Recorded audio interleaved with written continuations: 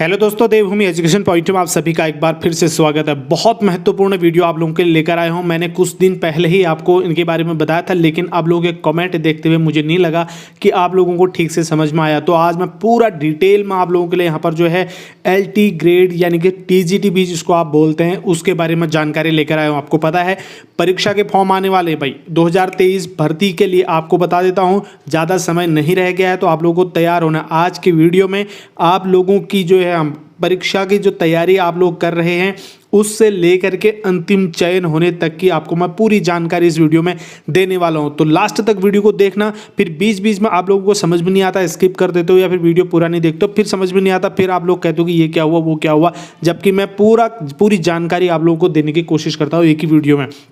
देखिए, हम बात करने वाले हैं भर्ती परीक्षा 2023 के बारे में। ठीक है, 2023 इसकी पूरी जॉब प्रोफाइल के बारे में हम आज बात करेंगे। LT ग्रेड फॉर्म कौन कौन भर सकता है, नंबर 1 प्रश्न है।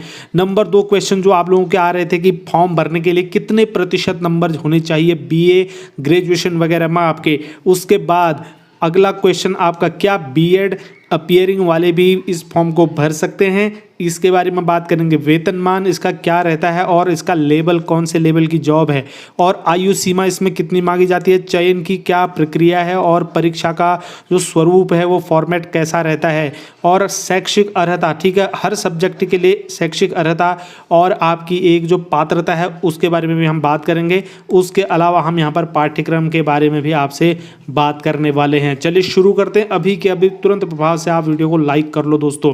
सबसे पहले तो समझते हैं हम आप जिस चीज़ के लिए भाई तैयारी कर रहे हो वो क्या है। देखिए, आपने सुना है कि LT के फॉर्म आ गए, LT की तैयारी करनी है। भाई LT का मतलब क्या होता है? LT का पूरा नाम होता है लाइसेंसिएट टीचिंग, लाइसेंसिएट इन टीचिंग या फिर लाइसेंसिएट टीचर। ठीक है, आगे देखेंगे TGT का मतलब है कि ट्रेंड ग्रेजुएट टीचर। ठीक है, और PGT का पूरा नाम होता है पोस्ट ग्रेजुएट टीचर, और PRT जो प्राइमरी के लिए होता है लाइसेंसिएट। सॉरी, इसका मैंने जो है गलती होगी, इसमें हमने लिखा नहीं है, मैं आपको बता देता हूँ। प्राइमरी टीचर होता है इसका। ठीक है, प्राइमरी टीचर, तो इसका प्राइमरी टीचर ही होता है। PR से प्राइमरी, T से टीचर। ठीक है, ये यहाँ पर गलती से मैंने टाइप गलत कर दिया, तो ये चीज़ ध्यान में रखना है आपको। ठीक है, जिस चीज़ को कर रहे हो सबसे पहले तो उसका पूरा नाम आपको पता होना चाहिए। किसी ने पूछ दिया भाई इसका फुल नेम क्या है, क्या कहोगे?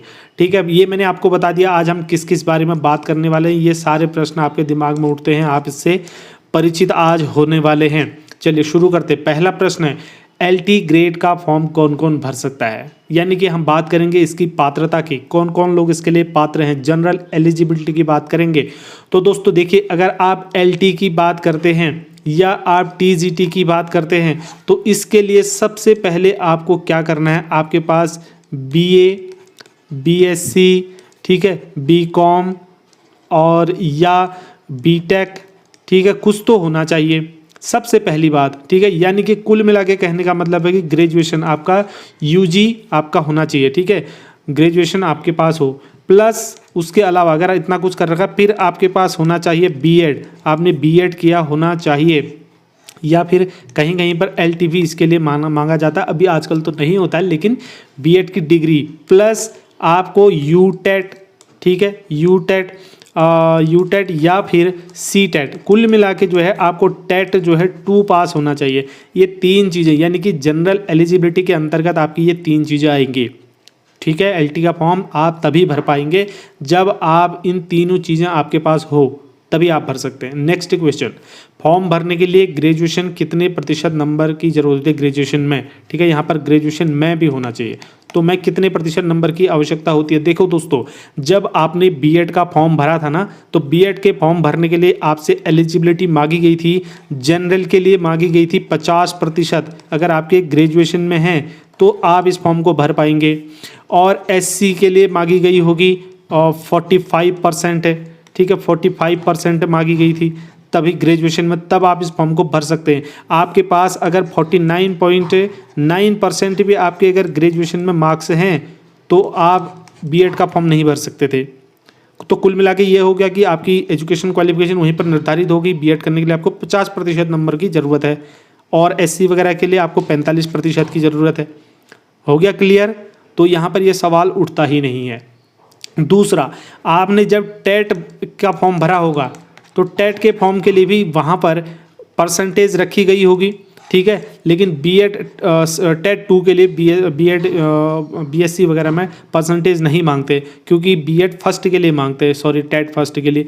तो ये चीज़ भी यहाँ पर क्लियर होगी, ठीक है। तो यहाँ पर परसेंट आपसे एलटी के पेपर जब फॉर्म भरेंगे उस समय परसेंट आपसे नहीं मांगने वाले हैं, क्योंकि आपसे ये पहले ही पूछ लिया गया है, क्योंकि एलटी वालों को पहले ही पता है भाई जिस समय इनने बीएड का फॉर्म भरा होगा वहीं पर अपनी क्वालिफिकेशन के हिसाब से फॉर्म भरा होगा, ठीक है। यहाँ पर नहीं पूछेंगे आपसे। आगे देखते हैं, क्या बीएड अपेयरिंग वाले भी फॉर्म भर सकते हैं? क्या आप बीएड अभी आपका चल ही रहा है या लास्ट सेमेस्टर, क्या आप एलटी का फॉर्म भर पाओगे? तो इसका सीधा सीधा जवाब है भैया नहीं, ठीक है, बहुत बड़ा नो। तो आप नहीं भर सकते, क्योंकि इसका मतलब ये है जैसे ही आप फॉर्म भरोगे उसमें आपको बीएड बीएससी वगैरह की फाइनल ईयर की जो मार्कशीट होती है उसकी क्या करनी पड़ती है, डेट आपको भरनी पड़ती है, ठीक है। तो आप इस फॉर्म को नहीं भर पाएंगे। तीसरा, आगे बात करेंगे, क्या बीएड अपेयरिंग वाले, ये क्वेश्चन का जवाब मैं आपको दे चुका हूं, ठीक है, ये नहीं भर सकते हैं आप। उसके बाद दोस्तों वेतनमान की बात करेंगे यहाँ पर को, ठीक है। तो एलटी का वेतनमान आपको पता है दोस्तों, वेतनमान जैसे लेक्चरर का आप देखेंगे ना 47,600 रुपये बेसिक पे होता है, ठीक है। तो वहाँ से लेकर के उसकी एक हाईएस्ट लिमिट होगी कि आप कहाँ तक जा सकते हो, ठीक है, ये चीज़ ध्यान में रखना होता है। तो इसका ज़्यादा कम नहीं है, लेक्चरर से ज़्यादा कम जो है इसका नहीं है। इसका आपका मिलेगा आपको 44,900 से लेकर के 44,900 से लेकर के आपको 1,42,400 हाईएस्ट आप यहाँ तक जा सकते हो, ठीक है। अब ये देखिए, ये है बेसिक पे, और इसमें आपका हाउस रेंट लग जाता है, आपको इसमें डीए मिल जाता है, ठीक है, कुछ अन्य अलाउंस भी इसमें जुड़ जाते हैं। तो ये आपका ज़्यादा बन जाता है, शुरुआत में आपका ज़्यादा बन जाएगा ये, ठीक है, ये ध्यान रखना है। और अगर बात करेंगे लेवल की, तो ये लेवल 7 की जॉब है और प्रवक्ता लेवल 8 की जॉब है, ठीक है, ये ध्यान रखना है। आयु सीमा की बात करें तो 21 से लेकर के 42 वर्ष तक की इसमें आयु सीमा रहती है, ये ध्यान रखना है। इतनी चीज़ें यहाँ से भी क्लियर। अब बात करेंगे चयन प्रक्रिया की। चयन प्रक्रिया कैसे होती है इसमें? भैया देखो, आपने बीए कर दिया, बीएड कर लिया, टेट भी आपने क्वालिफाई कर दिया, इतनी चीज़ें मैं आपको पहले बता चुका हूँ। अब चयन प्रक्रिया के लिए पहले तो क्या होता था, नंबर आता था, लेकिन अब वो सिस्टम हो गया ख़त्म। अब आपको वैकेंसी आती है, ठीक है, वैकेंसी जो है गवर्नमेंट के द्वारा आती है, फिर आपको इसमें जो है अप्लाई करना होता है, एप्लीकेशन फॉर्म भरना होता है। उसके बाद आपकी एक परीक्षा होती है, ठीक है, एग्ज़ाम होता है, 1 डे एग्ज़ाम होता है केवल। इस एग्ज़ाम में, ठीक है, इस एग्ज़ाम में आपको क्या होता है, मेरिट में आना होता है। जब आप मेरिट में आएंगे तभी आपको इसमें लिया जाएगा। दूसरा, परीक्षा का स्वरूप इसी से जुड़ा हुआ है। परीक्षा का स्वरूप क्या होता है, इसमें भैया आपकी ऑब्जेक्टिव टाइप के क्वेश्चन आते हैं 100 मार्क्स के, ठीक है।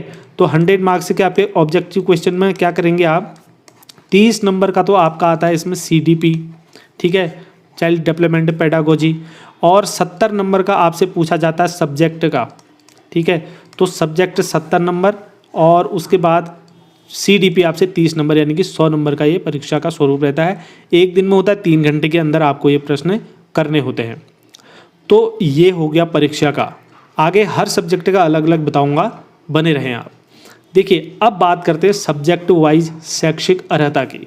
अब हर सब्जेक्ट के हिसाब से आपकी शैक्षिक अर्हता अलग अलग हो सकती है, उस पर बात करते हैं, जो बहुत महत्वपूर्ण है। सबसे पहले हम बात करते हैं दोस्तों सहायक अध्यापक के एसएसटी के लिए, ठीक है। एसएसटी के लिए सबसे पहले हम बात कर लेते हैं यहाँ पर। देखिए, मैंने पहले भी आपको बताया हुआ है शॉर्टकट में, लेकिन आज हम डिटेल में पिछली विज्ञप्ति के आधार पर आपको बताता हूँ। पिछली विज्ञप्ति और अभी की विज्ञप्ति में कुछ बहुत चेंजेस भी हैं, जहाँ पर वो भी मैं आपको बताता हुआ चलूँगा।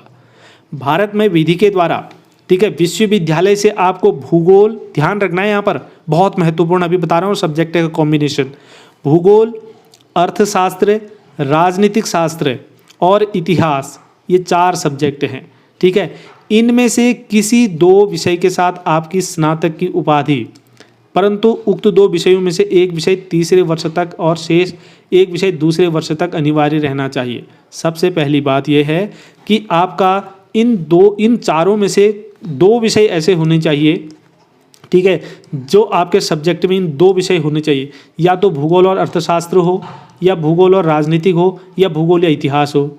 अर्थशास्त्र, इतिहास, राज्यशास्त्री, इतिहास, मतलब कुछ भी हो, इन चारों में से 2 सब्जेक्ट आपके पास जो है स्नातक में होने चाहिए और एक सब्जेक्ट तो ऐसा हो जो फाइनल ईयर तक आपका BA फाइनल तक होना चाहिए, ठीक है, BA थर्ड ईयर तक आपके पास होना चाहिए एक।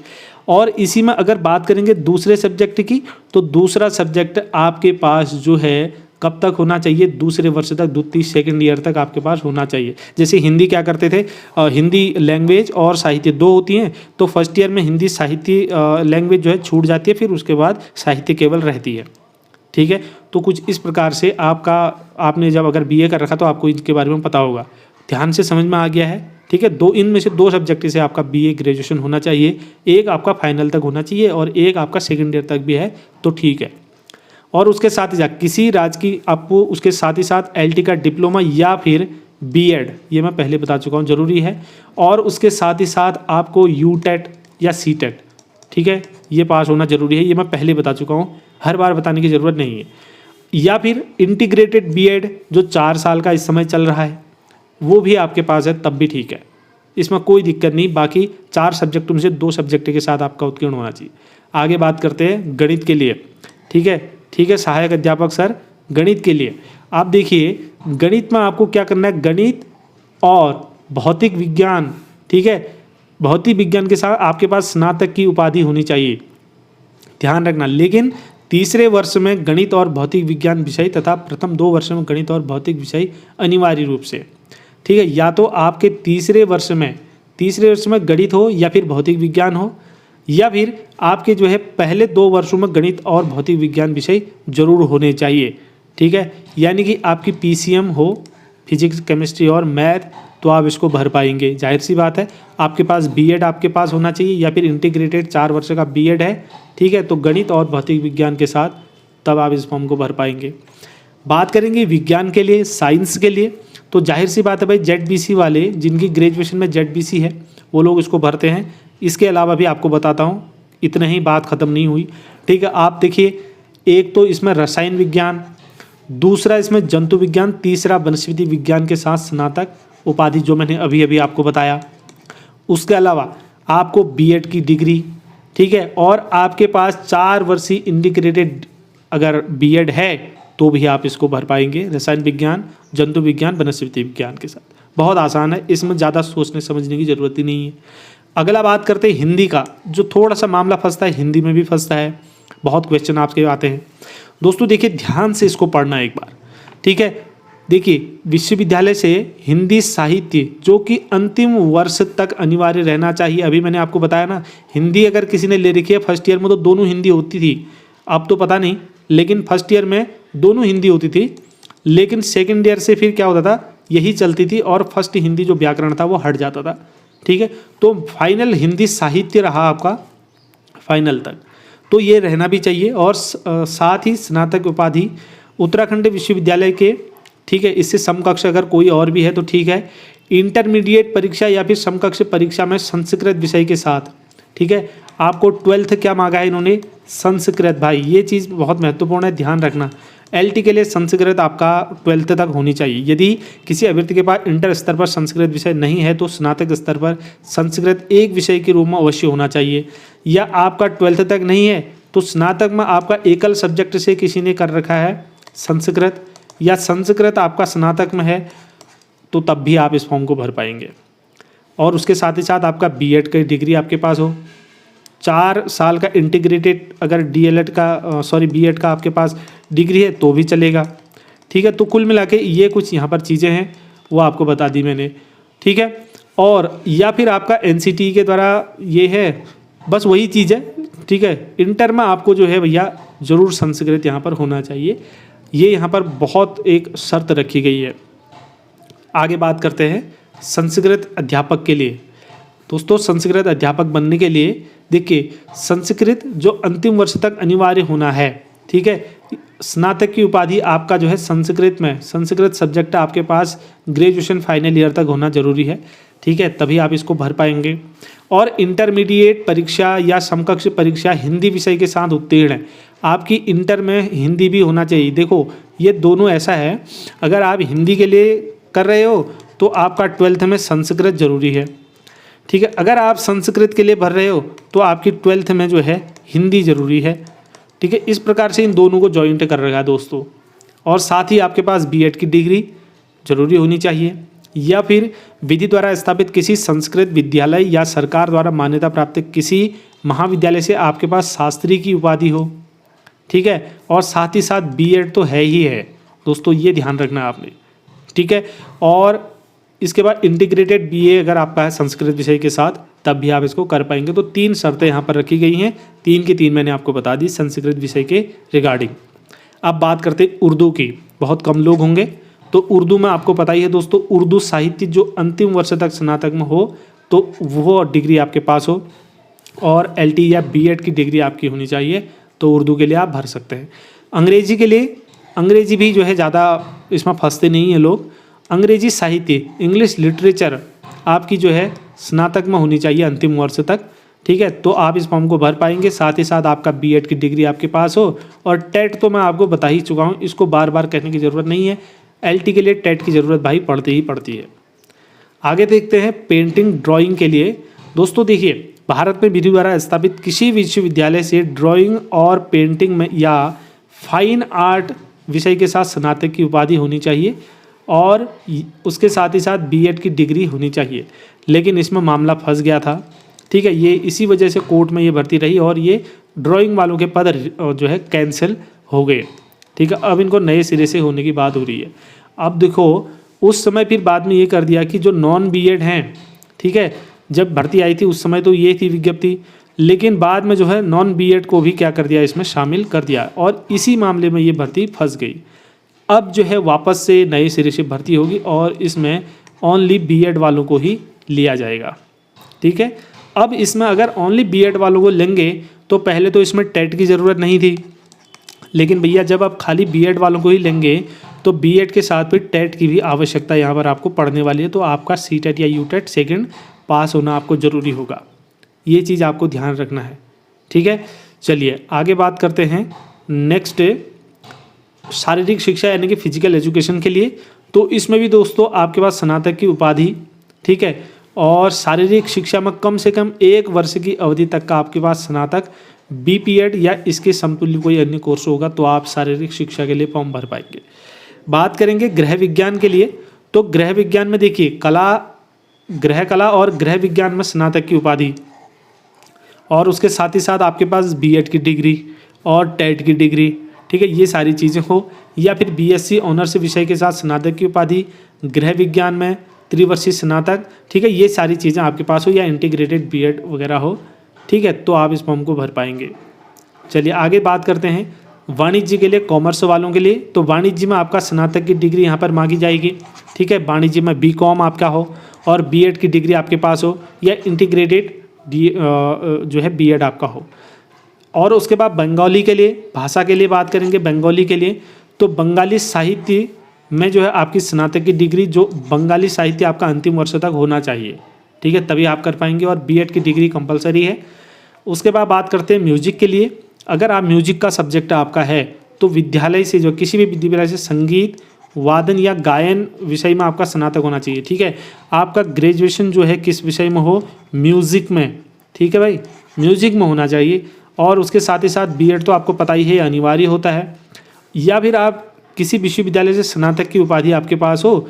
स्वर और वाद्य में इलाहाबाद विश्वविद्यालय से संगीत में सीनियर डिप्लोमा, या भारत खंडे संगीत विश्वविद्यालय से संगीत विशारद की उपाधि आपकी हो, या उसके साथ ही साथ उत्तराखंड भारत खंडे संगीत महाविद्यालय से संगीत विशारद की उपाधि, या प्रयाग संगीत समिति इलाहाबाद से 5 वर्षीय संगीत प्रभाकर आपका हो। ये कुछ शर्तें यहाँ पर रखी गई है, जिसकी वजह से आप जो है एलटी म्यूजिक से आप टीचर बन सकते हैं। बहुत कम पद आएंगे इसमें, ध्यान रखना है, आपको पता ही है। तो इतनी सारी चीज़ें मैंने आपको बता दी। तो दोस्तों मैं समझता हूँ फाइनल तक मैंने आपको बता दिया है, और बाकी बात रहती है यहाँ पर सिलेबस की। ठीक है, तो सिलेबस के बारे में आपको बता दूँ, साइंस का सिलेबस हम पहले दे चुके हैं। बाकी सब्जेक्ट के सिलेबस भी अगर आपको चाहिए तो मैं डिटेल्ड सिलेबस जो है चैनल पर उपलब्ध आपको करा दूंगा। तो कमेंट करिए आप फटाफट से कि आपको क्या बाकी सिलेबस भी चाहिए। और प्रीवियस ईयर के पेपर्स आप लोगों को मैं दे रहा हूँ, जिससे कि आपको ये पता चलेगा कि एग्ज़ाम में कैसे प्रश्न पूछे जाते हैं और किस प्रकार के प्रश्न आते हैं। ये सारी चीज़ें आपको ध्यान रखनी है, ठीक है, किस प्रकार से तैयारी करनी है। और CDP का मैं आपको बता देता हूँ दोस्तों, जो 30 नंबर की CDP आती है ना, वो सबसे महत्वपूर्ण कार्य करती है सिलेक्शन होने के लिए, ठीक है। आपके 30 में से अगर 25 या 26 इतने मार्क्स अगर आप यहाँ पर ले आते हैं तो आप सोचो 70 में से कितने आसान हो जाएगा आपको सब्जेक्ट में नंबर लेके आना और सिलेक्शन लेना। हम क्या करते हैं, पेडागोजी को बहुत हल्के में ले लेते हैं, ठीक है, हल्के में ले लेते हैं और उसका परिणाम क्या हो जाता है, हम डूब जाते हैं।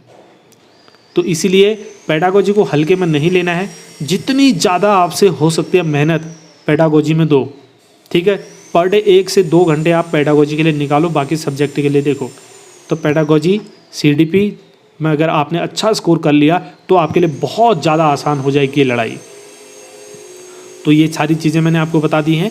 कोई भी फिर भी आपके दिमाग में कोई दिक्कत रहती है, हाँ, एक क्वेश्चन और आता है, क्या अदर स्टेट वाले इस फॉर्म को भर सकते हैं?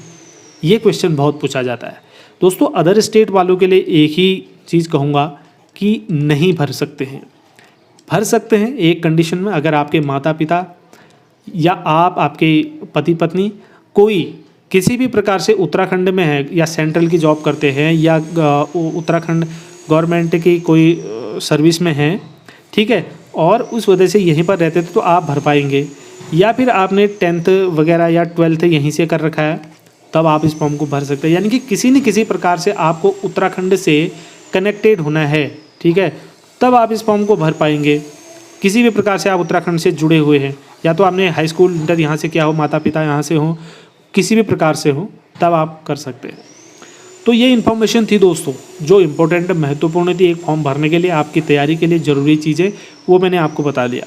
बाकी किताबें वगैरह और CDP की बुक्स वगैरह के लिए आपको जानना है तो आपको मैंने अलग से वीडियो बना रखे हैं, और उसके लिए भी बता दूंगा मैं CDP आपको कहाँ से पढ़नी है LT के लिए, ठीक है। और हम तो LT के लिए आपको मैटर प्रोवाइड कराएंगे ही, ठीक है, हर साल कराते हैं, ठीक है। CDP की तैयारी मैं कराऊंगा, मैं दूंगा आपको मैटर, ठीक है, मेरे साथ बने रहेंगे। इस वीडियो में अब इतना ही है। कोई भी डाउट आता है और कमेंट सेक्शन में कमेंट करके आप बताइए ज़रूर। धन्यवाद हमारे साथ बने रहने के लिए अभी तक। जय हिंद दोस्तों।